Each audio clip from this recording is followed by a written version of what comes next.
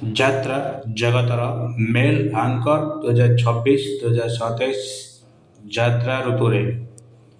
ନମସ୍କାର ବନ୍ଧୁଗଣ, ସ୍ୱାଗତ ଆପଣମାନଙ୍କୁ ମୋ ୟୁଟ୍ୟୁବ୍ ଚ୍ୟାନେଲ୍ ହଲିଉଡ଼ ଆଣ୍ଡ ଯାତ୍ରା ଛୁଙ୍କ। 2026-2027 ଯାତ୍ରା ଋତୁରେ ଯାତ୍ରା ଜଗତର ଚର୍ଚ୍ଚିତ ମେଲ୍ ଆଙ୍କରମାନଙ୍କ ମଧ୍ୟରେ ଦେଖିବାକୁ ମିଳିବ ବଡ଼ ପରିବର୍ତ୍ତନ।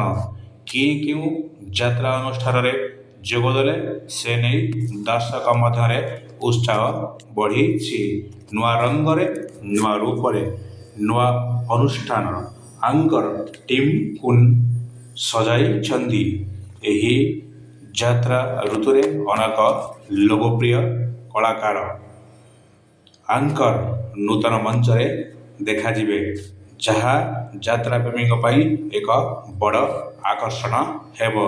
କେଉଁ ଆଙ୍କର କେଉଁ ଅନୁଷ୍ଠାନରେ କଲେ, ଏହାର ସମ୍ପୂର୍ଣ୍ଣ ଅପଡେଟ୍ ପାଇଁ ଭିଡ଼ିଓଟିକୁ ଶେଷ ପର୍ଯ୍ୟନ୍ତ ଦେଖନ୍ତୁ।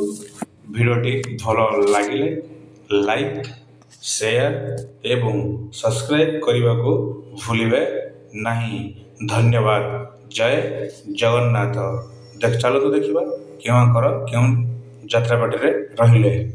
ଭାଇରାଲ ଆଙ୍କର ବାପି କୁମାର। ଯାତ୍ରା ଓମକାର। ଓମ୍ ଯାତ୍ରା ଧୂଳି ଗଣନାଟ୍ୟରେ ଓମ୍କୁ ଦେଖିବାକୁ ମିଳିବ। ଦୀପୁ ଅପେରା ରାଜଦରବାରରେ 2026-2027 ବର୍ଷରେ ଦେଖିବାକୁ ମିଳିବ। ଯାତ୍ରା ନାଟ୍ୟ ମଣ୍ଡପ ଲାଲୁଙ୍କୁ ଦେଖିବାକୁ ପଡ଼ିବ 2026-27 ଯାତ୍ରା ବର୍ଷରେ।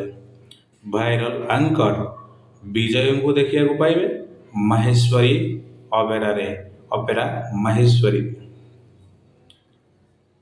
ବୁନୁ ଭାଇରାଲ ଆଙ୍କର ଯାତ୍ରାରାଣୀ ସିଂହବାହିରେ ଦେଖିବାକୁ ମିଳିବ।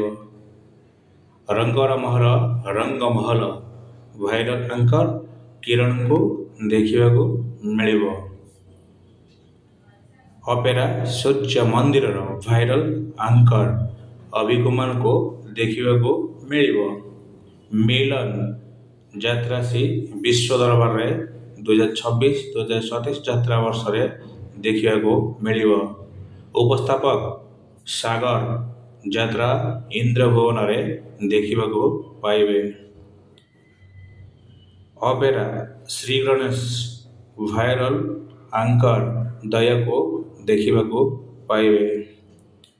ସ୍ୱର୍ଣ୍ଣମହଲ ଭାଇରାଲ ଆଙ୍କର ବିଶ୍ୱଜିତଙ୍କୁ ଦେଖିବାକୁ ପାଇବେ।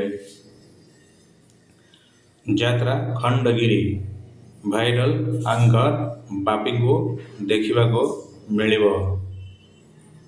ଶିବାନୀ ଗଣନାଟ୍ୟରେ ବଳରାମ ଓ ଭାଇରାଲ ଆଙ୍କରଙ୍କୁ ଦେଖିବାକୁ